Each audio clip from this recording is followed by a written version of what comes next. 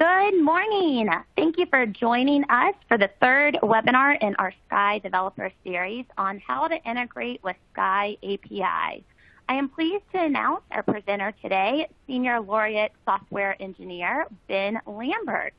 And before I hand it off to Ben, we wanted to cover a few housekeeping items. At the bottom of your screen are multiple engagement application tools. All of the engagement tools are resizable and movable, so feel free to move them around to get the most out of your desktop space. You can expand your slide area or maximize it to the full screen by clicking on the arrows in the top right corner. A copy of today's slide deck, an on-demand viewing of the recording, and any additional help materials will be made available once the webinar is complete. We also include any valuable references in the resource list and encourage you all to download any resources or links that you find useful. There is no dial-in number. The audio is broadcast through your computer speakers or headphones. We do recommend closing out any non-essential programs or browser tabs during this presentation. This will help free up bandwidth so you don't experience any lag times or other technical issues during the webinar. If you do have technical issues, a representative from On24 is here to assist you. Just send any questions in through the Q&A widget. We also welcome any and all questions related to the presentation today. We'll try to answer your questions during the webcast, but if we don't get to your question immediately, we will often leave time at the end of the webinar to answer your questions later or respond later via email. And now, without further ado, please help me in giving a warm welcome to our presenter today, Ben Lambert. Thank you, Kelsey. Good morning, everyone.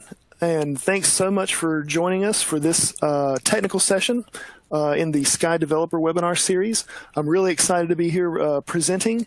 Let's get started. I have a good bit of material to cover, so I'm going to keep a pretty good pace, and I'll look forward to any questions that you guys have. And if we don't have time to answer all the questions before the end of this session, we will definitely follow up with you afterwards and make sure that we get questions answered. So according to this slide, my name is Ben Lambert. I'm a Senior Laureate Software Engineer at Blackbaud. I've been at Blackbaud 26 years, which is a very long time, and I'm very fortunate to have that kind of longevity in the tech industry. I started right out of college and went to UNC Chapel Hill, and I've basically moved to Charleston, South Carolina, and been at Blackbaud ever since. And I'm so fortunate to be working for the kind of company that Blackbaud is, serving the kind of customers that we serve. It has just been an amazing journey for me so far, and look forward to many more years of just loving what I do and loving who I do it with. I'm from China Grove, North Carolina. In my storied career so far at Blackbaud, I've been part of the Razor's Edge for DOS team. I transitioned to the Razor's Edge 7 product and built the GIF module and a few other pieces of the core platform. For about 10 years or so, I was one of the core members of our Infinity platform architectural team. And then since 2014, I've been one of the architects of the Sky API and broader Sky Developer program. So, and a fun fact about me, is I look like I did back in 1994, which is amazing, right? So this is actually my 1994 Blackbaud security badge photo. And of course, we all know that's not accurate. That's just not even close.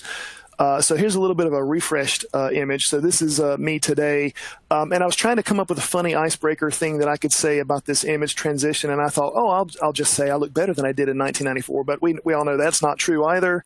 And I thought, well, maybe I'm wiser than I was in 1994. And even that's questionable, especially if you ask my wife. So this is me, a little bit about me. And like I say, I'm an architect of the Sky API and Sky Developer program since 2014.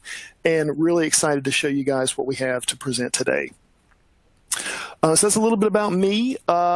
This is a fairly technical session. So I'm going to be primarily targeting developers and ISVs and startups and partners, but I'll have content in here that's also applicable for the not so technical savvy. If you're a consultant or if your customer is just looking to see kind of what's possible with our developer program, if you're in the IT space or management space, hopefully we'll have a little bit of content here for you as well. So broad audience that I'm hoping to reach. In this webinar, this session is focused on the API portion as it pertains to enabling customizations and integrations. And if you've been to BBCon over the past couple of years, or if you've attended any of the previous sessions, or if you've seen any marketing material coming out of Blackbaud, you will probably have seen this slide. I love this slide because this calls out how the Sky Developer Program is really one of the core building blocks of Blackbaud's Sky solutions, powering our social good space. And within the Sky Developer ecosystem, we kind of break down some of the capabilities into a few buckets. This session is about the API bucket, which is our open industry standard collection of REST APIs. But we have a few of the other buckets within the Sky Developer portfolio. The Sky Add-ins framework, which allows you to provide contextual experiences within our solutions. And as well as our open sourced Sky UX framework, which is for building front-end applications. So all those tools taken together provide a pretty compelling set of tools that we make available for developers in this ecosystem. So let's get right into it, and I want to talk a little bit about a little bit of an overview of Sky API. What is Sky API? What are we trying to accomplish with Sky API? This is our REST-based APIs exposing data and functionality from Blackbaud solutions. We use a common authorization protocol known as OAuth 2.0. We have some common and centralized documentation and community experience. Basically, we are trying to normalize the developer experience. So Blackbaud historically has had many products, each of which have their own mechanisms of engagement with customers and developers, each of which has their own mechanisms for getting support and for asking questions, and we're trying to normalize that into a centralized go-forward experience, more indicative of a SaaS business model. And so Sky API and the Sky Developer Program is a normalized developer experience. And we hope to target a variety of audiences. We want to see customers with who perhaps are fortunate enough to have developers on staff accessing their organization's own data. There are content and APIs that are intended for you. Also, startups, ISVs, and consultants who are hired by customers to build integrations with perhaps other systems that the customers use. Also a target audience. And of course, Blackbaud partners who are building solutions for use by many customers. And for all of those audiences, your entry point is kind of a natural URL to remember here. It's this developer.blackbaud.com, and that will take you into the Sky Developer Portal, which is a great place to start to learn all of the learn where all the resources are to help you get started and learn about all the tools that we have in the developer ecosystem, including APIs. And so one of the hallmark features that you will find within the Sky Developer Portal is our API reference. As a developer, if you're looking to call APIs because you want to get data back from a particular Blackbaud instance, or you want to add data, you want to update some data, make some changes, the API reference is going to be your friend. This is where you're going to discover all of the APIs that we've made available, as well as the shape, the look, feel, and smell of all the endpoints that we have in each of the APIs that are available. And so the place you can access to this is from the Sky Developer Portal. So this brings me to my first demo. And so I'm going to jump over to my screen. Hopefully you guys are seeing my screen at this point. And I'm going to start here on this developer portal, and I want to just give you guys a quick tour and hit some of the highlights. First, under the documentation menu, we have quick access to all the different tool sets that we make available in the Sky Developer ecosystem. So you'll see content about the Sky add-ins, content and links to read more and learn more about Sky add-ins. The Sky API, I think I've mentioned Sky add-ins out of order here, but the API add-ins and UX, there are links to all the interesting things that you'll want to read about. If you haven't signed up for a developer account, you can sign up right from the home page, but most of this content is also available anonymously. So very easy to just get into the Sky Developer Portal, start cruising around, looking at the various tools and capabilities that we make available. And when you're ready to sign up, very quick to sign up just through the sign up button. The Sky Developer Portal is also going to be where, as a developer, you will manage your Sky applications and your API subscriptions. These are your API keys. I'll talk more about this in an upcoming slide. The Developer Portal is where you'll also find your support options and access to the Sky Developer community. So this is a plug for the Sky Developer community where you can go ask questions. We have Blackbaud folks who monitor the community forums and provide questions where possible. But it is a community kind of sort of for developers, by developers. So we also have non-Blackbaud folks who are very active in participating in the community. So the community is going to be your first stop shop for asking questions and getting answers, and really making it a community experience. You'll also find under the documentation menu, at least under the API section, some detailed documentation on our authorization strategy, some more basic details on just how to call the API, what are the typical shapes of the responses. And if you go into the resource area, you'll want to highlight the app showcase and the in-depth topics sections. This is where we have some the beginnings of some really handcrafted content illustrating a variety of topics within the sort of the developer ecosystem. So things like doing headless data syncs, and if you're building an application using Node, or if you're building a mobile app for either Google or iOS, we have some content out here. We also have some recent additions to the showcase illustrating how to do webhooks, which is something I'll talk about in a later slide. And then also the in-depth topics section provides even more detailed write-up on some common things that you'll want to understand as you come into this ecosystem. So that's a quick tour of the Sky Developer Portal. One of the hallmark features of the portal is, as I mentioned, the API reference. And so we actually recently redesigned this page to try and make it a little bit more navigable as we're getting more APIs appearing. But again, this is the intent of the API reference is for developers to discover the APIs that are available and quickly, without writing any lines of code, get into the endpoint reference, surf around and look at all the endpoints that are available. In this case, I'm going to show you the canonical call to the constituent API, looking at all the endpoints that are available in the API. And for each endpoint, you have some documentation about the request headers, any kind of request or optional query parameters, the shape and documentation for the request body. So a good bit of documentation in the API endpoint reference. So let's actually make a live API call so you can see that working. So I'm going to jump down to the get constituent endpoint, and I'm going to get a particular constituent. And we'll flip to the try it console. So this is the Sky API console, which is a portion of the developer portal that we make available to allow developers to interact in a live way with the Sky API without writing a single line of code. So I'm going to get our favorite constituent 280, and we'll go through the authorization flow. I'll talk a little more about this in an upcoming slide. So we're going to make an actual live API call to an instance that I have access to at Blackbaud, known as our developer sandbox. So here you can see we made an API call. I got back a 200 successful response. You can see the shape of the response, the headers, and the actual body. So this is the obviously the constituent Robert Hernandez. So this is kind of a canonical example that we show just to illustrate how quickly it is that you can get into the developer portal and make a live API call. And again, this same experience is available for APIs covering a variety of areas within Blackbaud's collective solution base.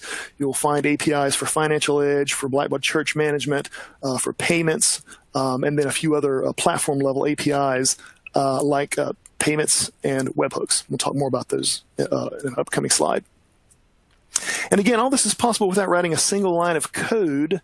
But it does mean that you have to have access to an instance of Blackbaud. And by instance, sometimes some systems will refer to that as a tenant. We actually use the word environment to reflect that an environment is like many solutions. And so for Blackbaud customers with developers on staff, obviously this is not a deal breaker. You have access to your organization's own set of data.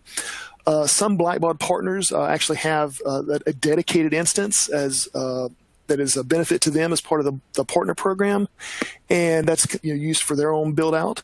But historically, it's been a little bit of a challenge for developers. If you don't have access to an instance of Blackbaud, it's kind of hard to make API calls. What are you going to be hitting? What data are you going to be hitting? So that's been a challenge. And to address that, we're happy to announce a recent addition to the Sky Developer ecosystem that we call the Sky Developer Cohort. This is a free read-only access to a shared production instance of Razor's Edge. So we make this available to you as a developer, and you can actually use Razor's Edge as an end user in a read-only fashion. Doesn't cost anything, and we don't currently have this wired up to automatically give you access. We're working on that. But we do have a blog post that you can go to here under community, community.blackbaud.com/blogs. That's the Sky Developer blog.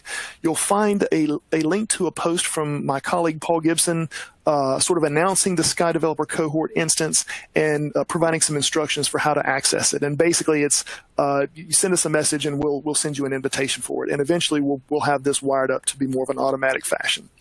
So we think the intent of the cohort here is to really lower the barrier to entry for developers who don't yet have an instance of Blackbaud.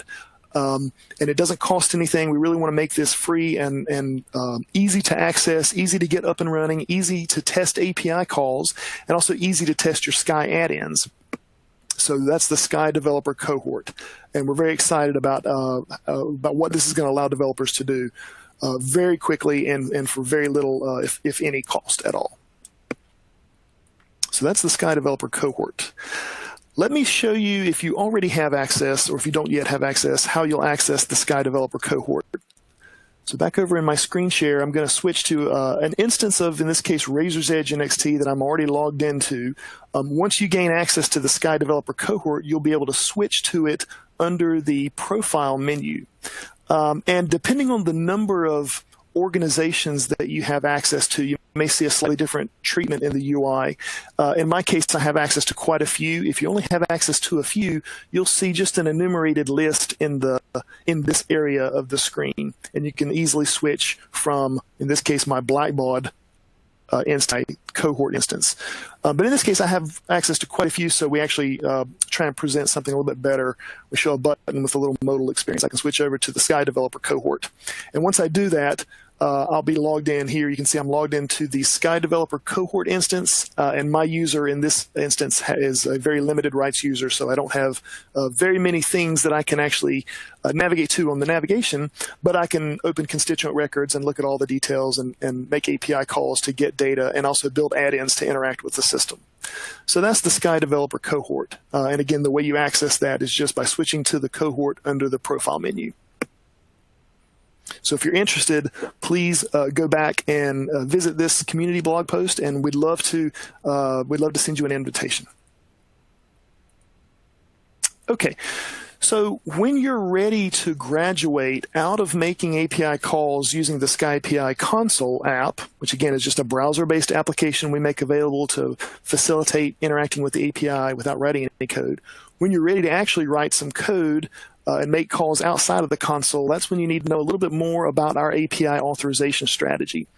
And in a nutshell, to call the Sky API, you need to provide two pieces of information to us. You need to provide your API subscription key, which is an API key that you can easily get from the subscriptions page within the developer portal.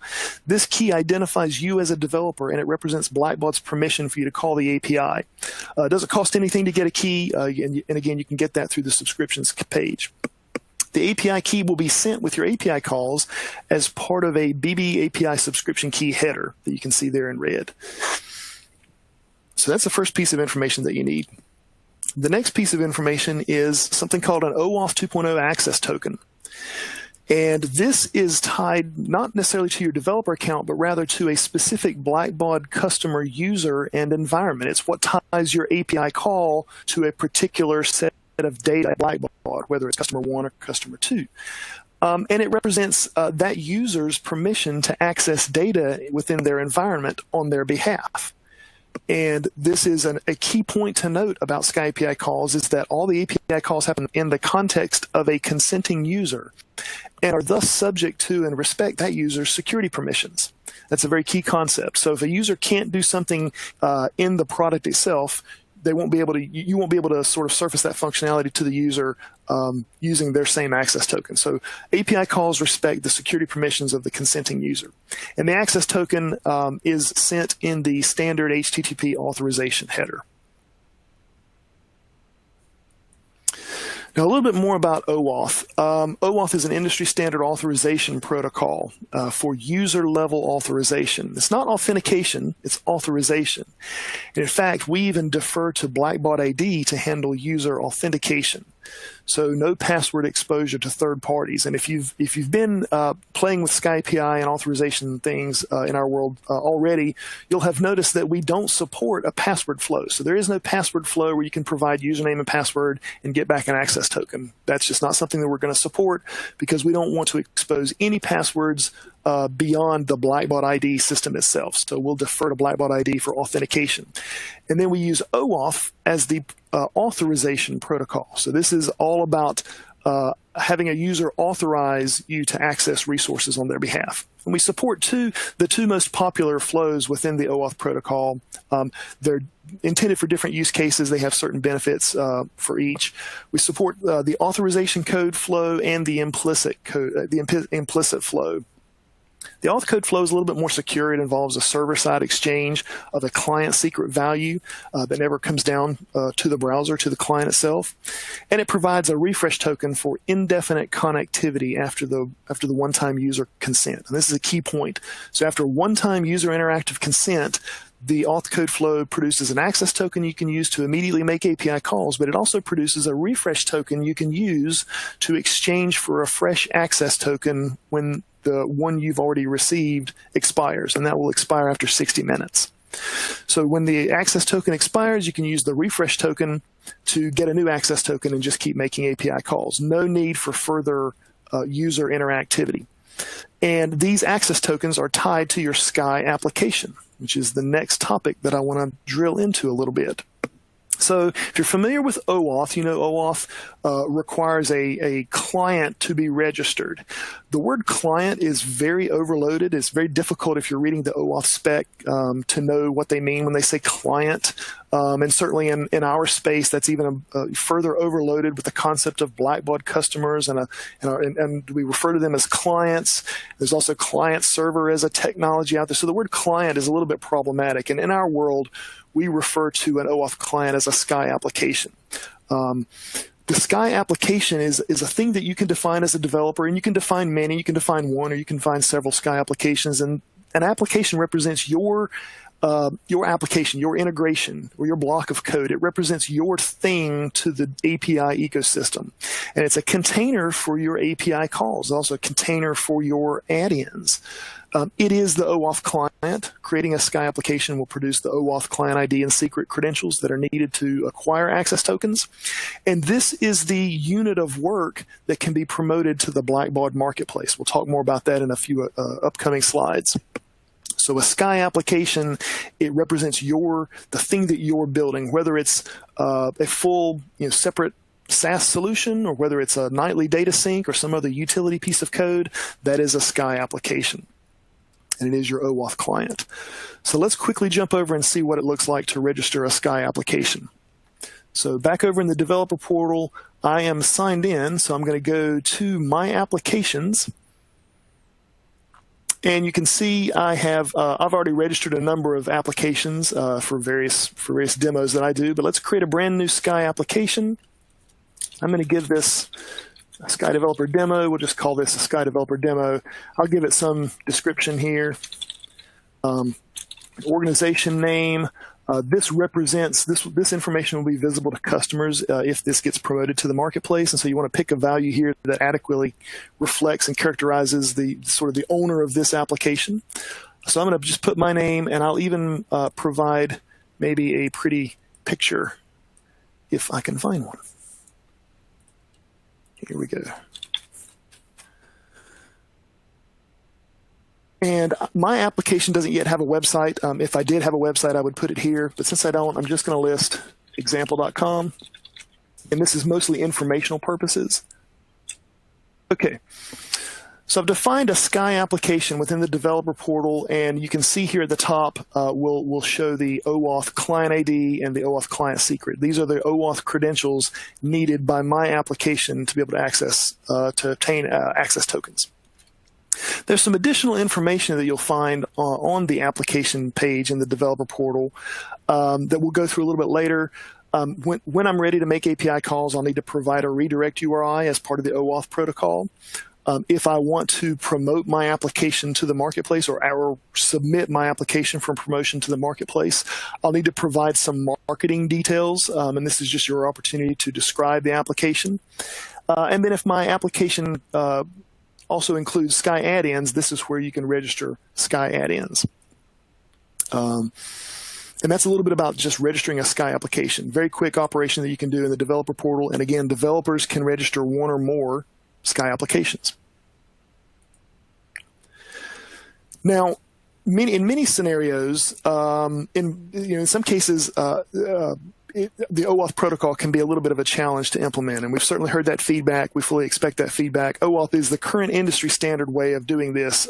For certain scenarios, it can be a challenge, and those scenarios are usually headless applications that need to run without user interaction. So, for example, a nightly data sync, those can be a little bit of a challenge to do with OAuth. Maybe the browser components aren't even installed on the machine, and you really just want sort of a programmatic way of doing this.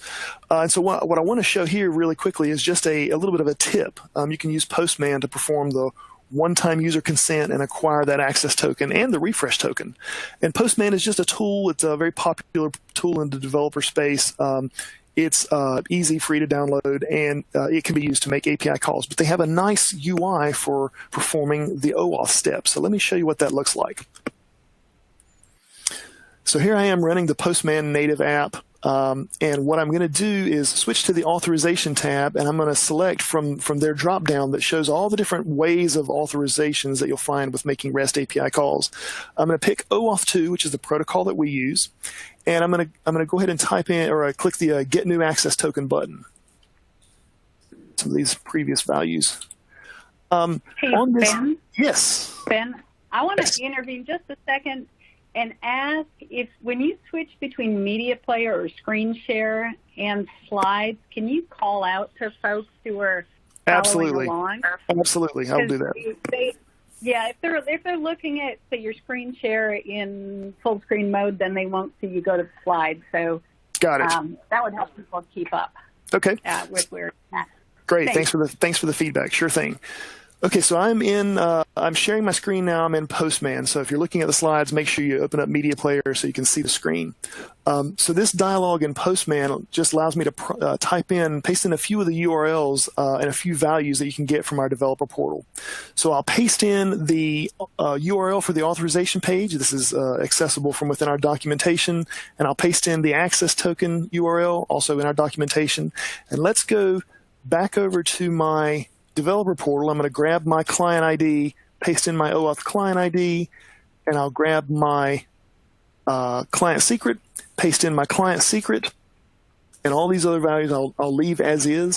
One thing I need to do is I need to grab the callback URL from Postman, and I need to register that as a redirect URI for my application. So this is basically my application. It will allow Postman to field the callback request. And now back in Postman, I'll click Request Token. Postman will handle launching the browser. And here you see my Sky Developer demo would like to access Blackbaud data. In this case, this application has only been connected to by means of some virtualization that we do, the Sky Developer Cohort. So I'll click Authorize here.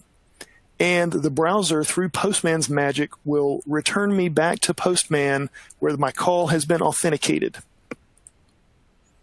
And what you'll be able to see within Postman, unfortunately, their UI doesn't allow resizing this dialog, so I'll have to scroll to show you.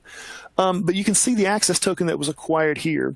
There is the access token, the raw access token value, but you can also nicely see all of the other values that we emit as part of the token response. So things like the environment ID and the user details, if you're doing some single sign-on things, we'll provide some details about the consenting user.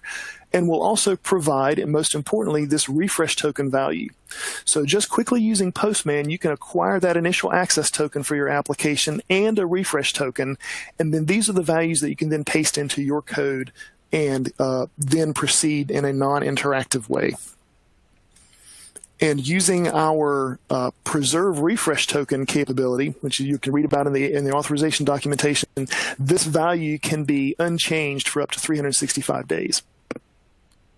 So that's a little bit about using Postman to lower the difficulty with obtaining the initial OAuth access tokens. So let me flip back to the slides. And I'll just point out that we do have on the developer portal a number of resources around some of these topics that you can read about in the app showcase. So we have a sample headless app link with an actual application we've built to demonstrate some headless app concepts. So make sure you check that out. Okay, so let's talk a little bit about cost and usage limits. We've seen how easy it is to get your developer account created. It's very easy to get a subscription, easy to register a Sky application. We can get you access to the Sky Developer Cohort. No cost in anything that we've seen so far, and that's true for all the tools in the Sky Developer ecosystem. All these tools are free and easy to use. Doesn't cost anything to register as a developer, to get a subscription key, to register a Sky application, and to get access to the cohort instance. So our hope here is that we can really make it very palatable and easy for developers to come into this ecosystem and build something useful, get up and running very quickly using our tools. Now we do employ, as is a typical industry standard concept, we do employ some throttling for APIs to help protect our own back-end resources, as well as to ensure that all developers have a good experience accessing these shared resources. We make use of two kinds of throttling, rate limits and quotas. And a rate limit is how hot you can call the API, generally over a small range of time. Currently, we rate limit about 5 calls per second, depending on the API tier that you're using. Quota is more of a how much can you call the API? It's more of a broad range of time. So right now we have a 25,000 calls per day quota. We do have higher tiers available for purchase, and Blackbaud partners do benefit from some enhanced throttling. You can read more about our throttling in the basics section. It doesn't mean that if you think about the quota, it doesn't mean that you get 25,000 records. That's not actually true. Many of our API calls return quite a large number of records. So we think this is a pretty reasonable initial quota that strikes a nice balance between affording a lot of API calls, a lot of functionality, but also being a good citizen in the shared resources, shared developer ecosystem. So that's a little bit about our cost and usage limits. So now I want to shift and talk a little bit about some of the newer APIs that we've made available. As you're building integrations and customizations, these are some capabilities we want you to be aware of. And the first one here we'll talk about, it's not actually brand new, it's sort of new-ish. This is the list API. Now, within NXT, lists are a very powerful concept. And this session, this series is a little bit more oriented around Razor's Edge. So I'm going to introduce Razor's Edge isms here. Lists are a very powerful query tool in NXT. They represent potentially exotic and complex criteria. They can even be based on queries from Razor's Edge 7. And so this is a very popular, very important and powerful concept. And we've brought this into the Sky API recently with a list API, which will allow you to enumerate the lists that have been defined within an instance of Razor's Edge. And then further, select endpoints will support a list ID query parameter. So you can actually call an endpoint and pass in the list ID, and the results of that endpoint will be scoped to the records in that list. This is very useful if you're synchronizing data between systems. To be able to sort of filter the set of constituents, for example, return to only the constituents in a list that was handcrafted by a customer in the product using whatever crazy exotic criteria they may have. Show me all the constituents in South Carolina with this constituency code who've given a gift to this fund greater than this amount. All of that complex criteria can be abstracted into a named list with a particular ID, and then you can pass that ID off to certain endpoints in the Sky API and get back those records. Many of the list endpoints also support something we call pagination and stable sorting. So as you're getting, for example, up to 5,000 records with a single API call, we will paginate those responses. So when you need to get the next 5,000, we'll provide a mechanism for you to know, here's the token to send back to us, and we'll give you the next set of 5,000 records.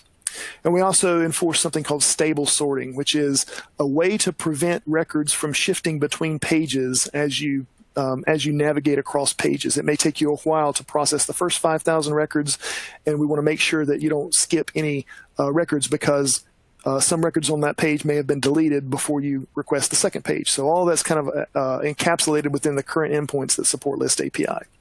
So definitely check out List API as a new tool in the Sky developer ecosystem.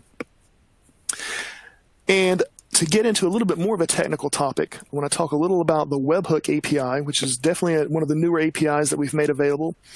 And the concept with the webhooks and the Webhook API is a little bit the inverse of making an API call. So normally, when you call the API, that's something that you initiate. You're going to call us. We're going to send you back some data. And that works for many scenarios, and certainly tons of use cases for that. Webhooks are the inverse of that, which is more of a don't call us, we'll call you kind of scenario. So you basically register a URL with us, and we will call you when certain interesting events happen within Blackbaud solutions. So in this case, the screenshots here are showing when a customer changes the contact information on a constituent, in this case an email address, that can generate a tiny notification event that we'll send to your third-party application to let you know this event just happened. And then you can take action based on your specific business logic needs. Do you need to perform some address validation if an address was changed? Do you need to take some action when a constituent is added or updated or deleted? And we have more information about the Webhook API within the API reference you can see here.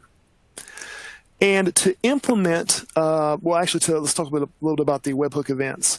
So within the Sky Developer Portal, you can actually see that we have about 20 events that we support today, and there's more to come based on feedback.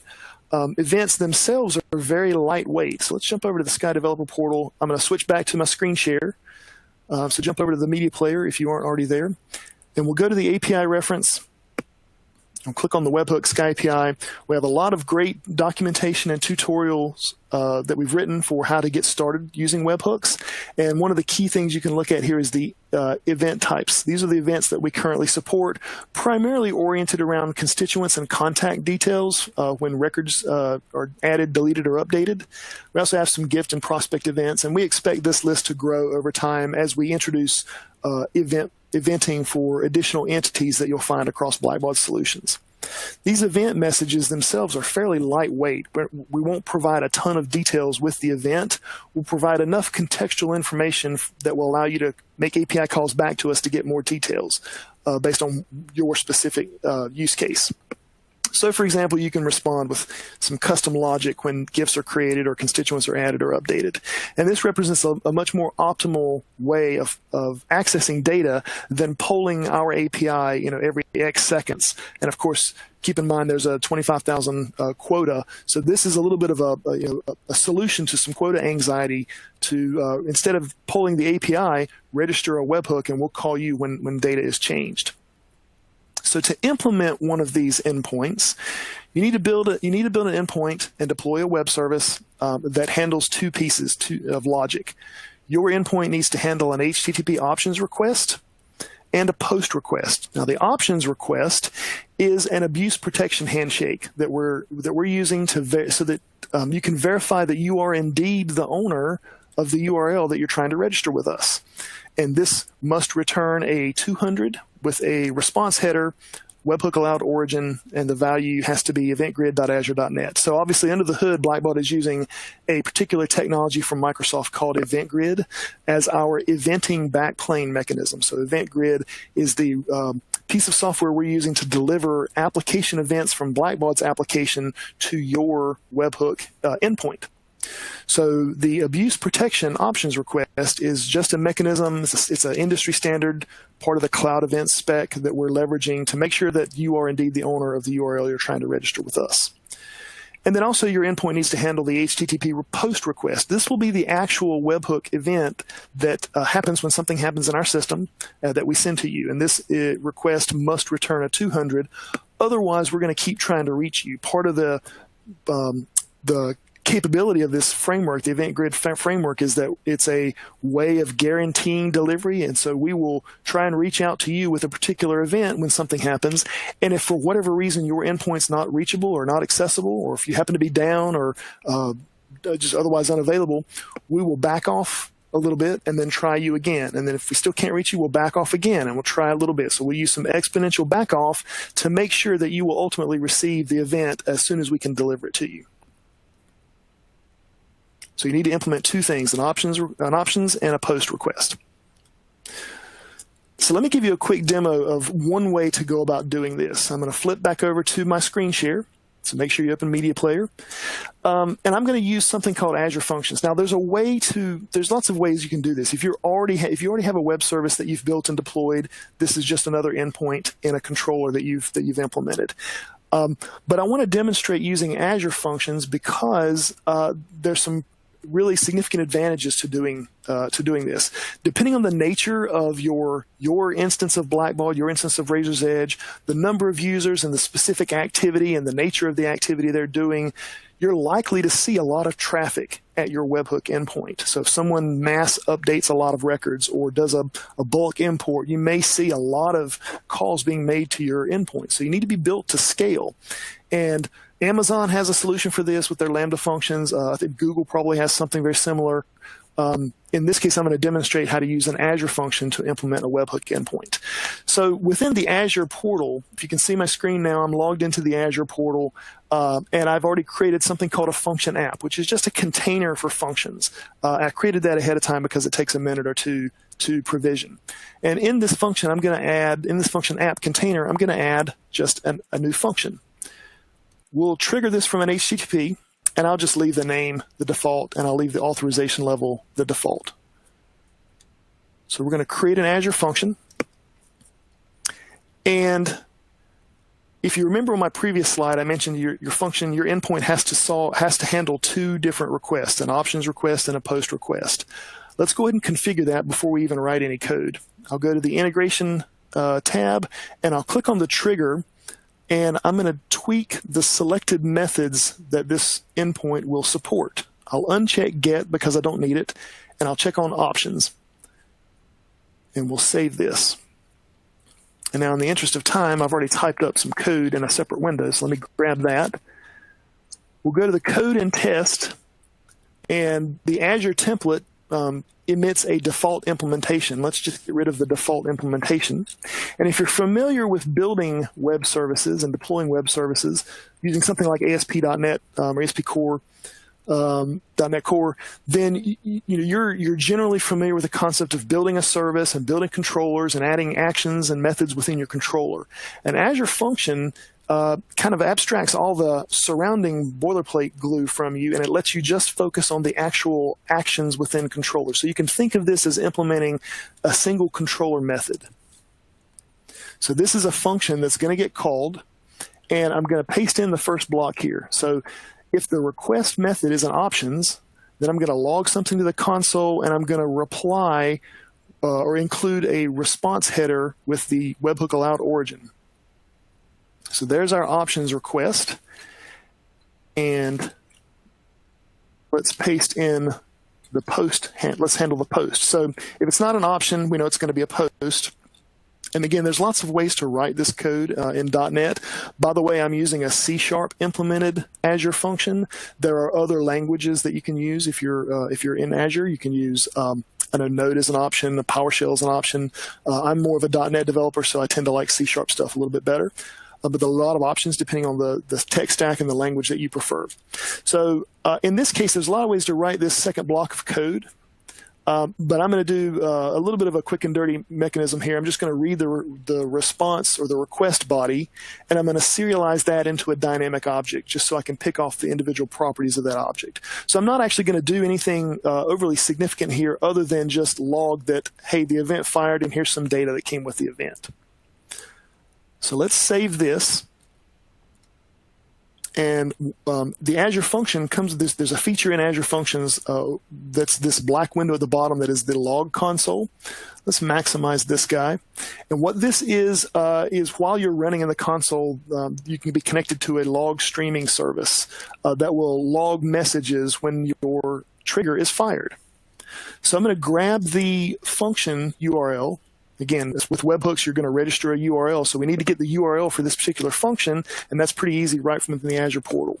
So I'll grab this, and if I paste this into Notepad just to show you what this URL looks like, this is the URL to my function, and this is an authorization mechanism for this particular function. So you have to know the code to be able to call it. And this is just so that you aren't building and hoisting up an anonymous endpoint with no authentication mechanism. So I'll grab this URL, and we'll flip back to the Sky API developer portal. We'll go to the Webhook API endpoint reference, and I'm not signed in. Let's refresh the page. There we go.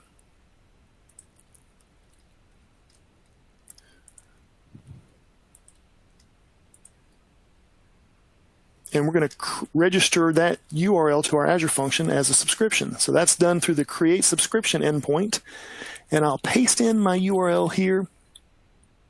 And we'll say the event that we care about is the add event. Let's grab an access token using the console.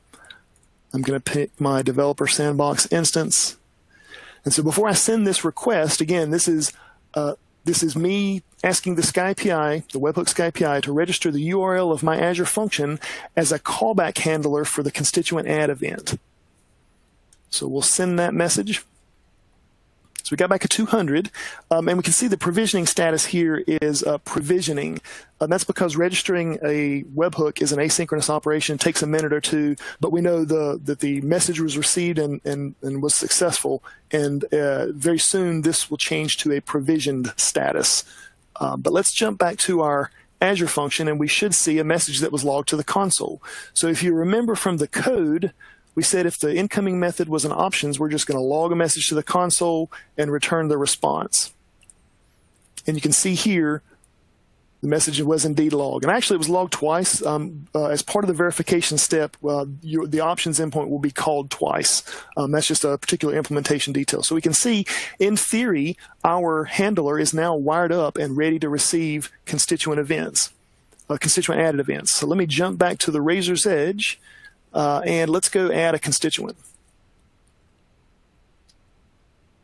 We'll add an individual, and I'll give this a quick, let's just call this Ben L test. I'm going to add a constituent to the Razor's Edge, and let's take note of the system record ID of the newly added constituent. So it looks like here from the URL, I can see this is 23080. That's the record ID.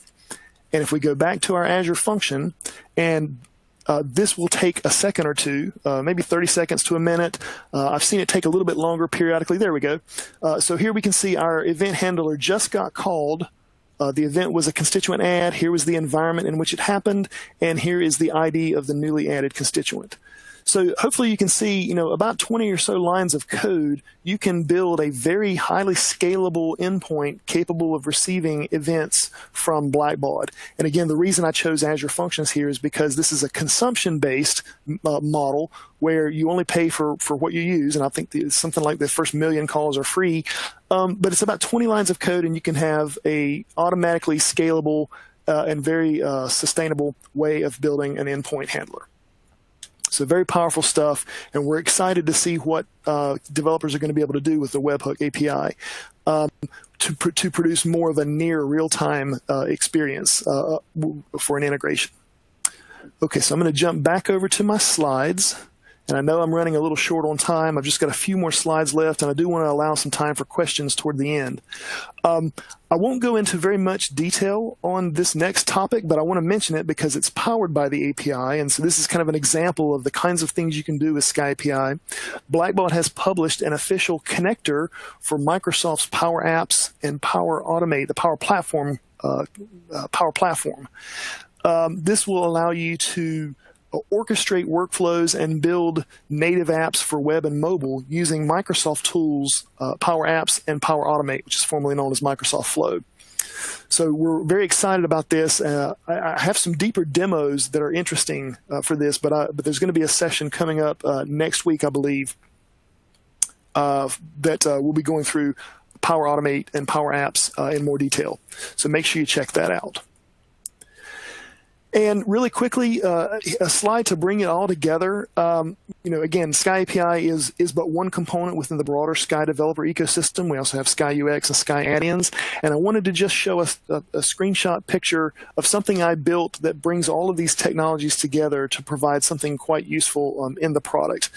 So I built a Twitter tile or a Twitter timeline.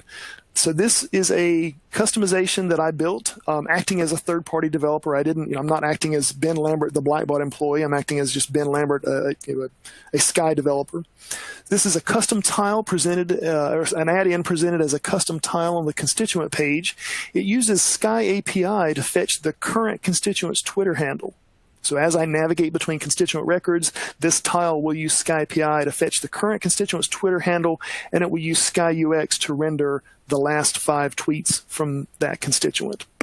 So this is a great example of leveraging all of the sort of 3 primary buckets of tools within the Sky developer ecosystem to bring some good functionality that is then customer facing. So finally, a topic I want to touch on is the Blackbaud Marketplace. This is, if you are an ISV or you're a developer with a great idea, or if you're a Blackbaud partner looking to reach lots of Blackbaud customers with your offering, this is ultimately where you want to wind up. This is where you want to see your Sky application appear. The intent of the Blackbaud Marketplace is to pull together all of the great functionality that developers make available to the ecosystem of good, if you will, into a central place that is Blackbaud customer facing. So we want customers to be able to discover the great capabilities that developers have built and quickly enable them. And that is what the Blackbaud Marketplace is intended for. So again, if you're building something, you want to land here because this is where thousands of Blackbaud customers, thousands of users will be able to discover your offering. To be able to get your app into the marketplace, there is, as I mentioned earlier, some additional metadata that you can provide within the developer portal. And this metadata is going to be used to describe your application to the marketplace. It's your chance to provide some screenshots and some descriptions and a little bit of a narrative around what your application does, and we will turn around and present that to customers when they come into the marketplace. You can specify things like your pricing model, which Blackbaud solutions you'd like to be listed in, and once you get that, you can then submit your app for promotion to Blackbaud. Now, this is currently not an automated submission process, a little bit of a manual step. So we have some instructions along with the requirements for submitting on the developer portal. You can go read about that under the docs/marketplace endpoint. And so if you build something great, we would love to showcase it in the marketplace. The first thing we're going to do is we're going to look at your metadata to make sure it's completely filled out. So make sure you fill out that metadata, and we'd love to see that marketplace experience grow for customers. Okay, so wrapping up, I know I have about 5 minutes left. A few interesting links that we may have touched on elsewhere in the slide, earlier in the slide deck, but I wanted to make sure you were aware of these. Again, the entry point, regardless of your developer classification, is developer.blackbaud.com, where you'll find links to the Sky developer community. Please feel free to ask questions. We'd love to see community engagement. Within the community, we also have an announcements blog that you can subscribe to. So when Blackbaud releases new capabilities within any of the Sky developer tools, we generally try and blog about it. And you can subscribe to the blog and you'll get notifications when new APIs become available, for example, or when new extension points for add-ins become available, or new capabilities like webhooks become available. So we highly recommend subscribing to the announcements blog. And then, of course, the app marketplace is available at app.blackbaud.com/marketplace. So just a plug for the upcoming sessions on September 1 and 3. We're going to be going through some of the goodness that's possible within the Microsoft Power Platform. So we'll be looking at Power Apps and Power Automate. Those are going to be a lot of fun, very enjoyable sessions, very engaging, and we'd love to see you attend. So make sure you register and attend those if you're interested. And that brings me to the end of my presentation. I know we've got a few other Blackbaud folks on the line who are fielding questions. I haven't looked, so I haven't seen the questions that have come in. Kelsey, I don't know if you have anything you want to go through or close us out. Yeah, that was great, Ben. Thank you so much. Extremely informative. And as we mentioned at the beginning of the webinar, we will be sending out a copy of the slide deck as well as a copy of the recording to all attendees, and those who will be viewing this webinar on demand should receive that email within the next 24 hours. And we have gone through several of the questions, but we do have a few more coming through, so feel free to keep entering your questions if you want to take a few minutes to answer. One of the questions that just came through is, in the future, are there any plans, talks of introducing OData queries into the Sky API? That's a great question. I'm personally a big fan of the OData protocol. It's a thing we've heard about on a number of occasions, and it's something that we don't have anything to announce about it at the moment, and we don't have any immediate plans, but it's definitely something that we're interested in. And I would love to get a little more specific on what you'd love to see in terms of an OData protocol implemented in Sky API. So please feel free to reach out to us in community, and would love to engage with you more and get a little bit more specific about, is it that you want to perform update operations using OData? Are you really looking to express complicated query syntax using OData? Or are you trying to really ultimately build an integration with an external reporting or BI tool like Power BI or Tableau? And which we know both of those solutions support some OData semantics. So we'd love to hear more about you, what you're interested in there. Please let us know. Great question. Unfortunately, I don't have anything that I can speak to in terms of our roadmap for that, but it's definitely something that we've heard about, and we're definitely interested in learning more. So thanks for that question. Perfect. Thanks, Ben. Another question that just came through is there any documentation around how one would build a custom tile similar to the Twitter tile Ben just shared for RNXT? Yes, definitely. Go check out the add-ins page within the Sky Developer documentation. That's your entry point. That's your starting point for how to build add-ins. In the case of the Twitter tile, I built a SkyUX spa. I used SkyUX to build a spa, and I used the -t add-in to kind of prime that spa for being used by add-ins as opposed to a standalone spa. That's something that I actually will probably look to try and write that up as a more detailed documentation example. So thanks for the feedback. I'm really glad to see someone ask for that. I'd love to write up how I built that. The very short version of it is I built the service and deployed it. I built a spa and deployed it. My service handles the Sky API callback, and it uses a request from the spa to pipe the current context constituent to the back end so that I can resolve the current Twitter handle for the current constituent. And then there's some Angular, SkyUX is built on Angular, so there's some Angular libraries that I just found by searching online, and I just pulled in an Angular library that represents the Twitter timeline for a Twitter handle. So I was able to render all of that on the client using that library. So thanks again for that. We'll try and get some documentation published about how that was built. Thank you. That's great. And thank you all again. I think that's all the time we have for today. But thank you guys all again for joining. And don't forget to sign up for our next webinar in the series, which will be this Thursday, on how to create a seamless user experience with Sky UX. So continuing on with the Sky Developer webinar series. And as always, thanks for choosing Blackbaud, and thank you, Ben, for a great session. Thank you, guys. I really appreciate the attendance for such a tech-heavy session, and we look forward to engaging with you and hearing what questions you have. So thanks so much for attending, and have a great day.